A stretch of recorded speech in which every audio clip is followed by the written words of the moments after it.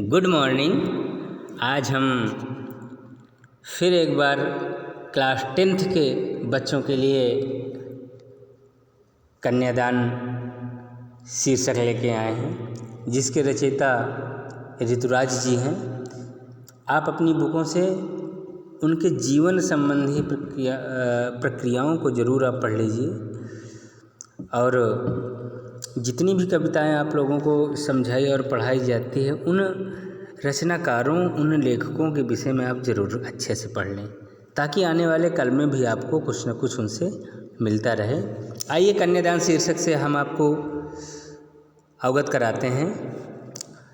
एक माँ अपनी बेटी को समझाते हुए अपनी बातें प्रस्तुत कर रही हैं, जो लेखक कुछ इस तरह प्रस्तुत कर रहा है कि कितना प्रामाणिक था उसका दुख। किसका दुख? माँ का दुख। प्रामाणिक, प्रत्यक्ष प्रतीत होने वाला, सत्य प्रतीत होने वाला, लड़की को दान में देते वक्त जैसे वही उसकी अंतिम पूंजी हो। वो माँ इस तरह बिलख बिलख कर रो रही थी जैसे उसकी अंतिम पूंजी वो किसी को दान में दे रही हो। लड़की अभी सयानी नहीं थी, अभी इतनी भोली सरल थी। कब कहता है कि लड़की अभी बहुत सयानी नहीं थी, भोली और सरल थी। भोली और सरल किसे कहेंगे? जिसमें अपना खुद का विवेक ना हो, दूसरों के कहने के आधार पर ही वो जीवन को सुनिश्चित करती हो। और क्या कहा कि उसे सुख का आभास तो होता था, लेकिन दुख बाँचना नहीं आता। बाँचना माने पढ़ना, समझना। उसे सुख तो मालूम था कि ऐसा होता है, लेकिन दुख को पढ़ना या दुख को समझना उसे नहीं आता था। इतनी वो छोटी थी। पाठिका थी वो धुंधले प्रकाश की। धुंधले प्रकाश से मतलब छोटी क्लास से। पाठिका थी वो धुंधले प्रकाश की, कुछ तुकों और कुछ लयबद्ध पंक्तियों की, छोटी मोटी कविताओं की अभी वो पाठिका थी, अर्थात बहुत छोटी क्लास की थी वो बच्ची अभी। माँ ने कहा, पानी में झांक कर अपने चेहरे पर मत रीझ।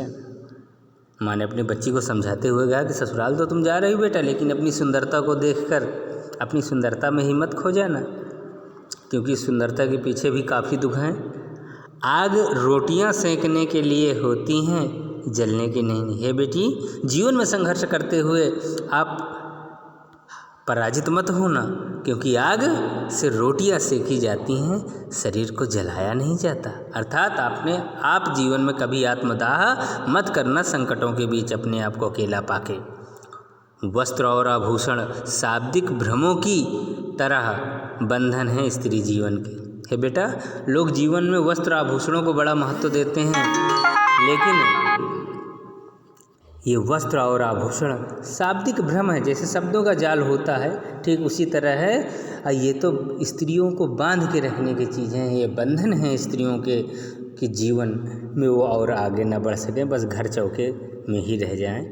माँ ने कहा, लड़की होना पर लड़की जैसा दिखाई मत देना। अर्थात लड़की तो तुम रहना, पर लड़की जैसा प्रतीत न होना। कहने का भाव ये है कि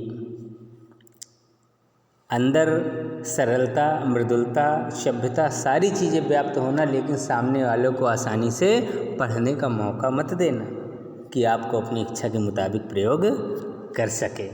इसलिए लड़की होना पर लड़की जैसे दिखाई मत देना। एक तरह से कवि ने यहाँ पर मुहावरे जैसे शब्द का प्रयोग किया है। चलिए, आज के लिए इतना ही।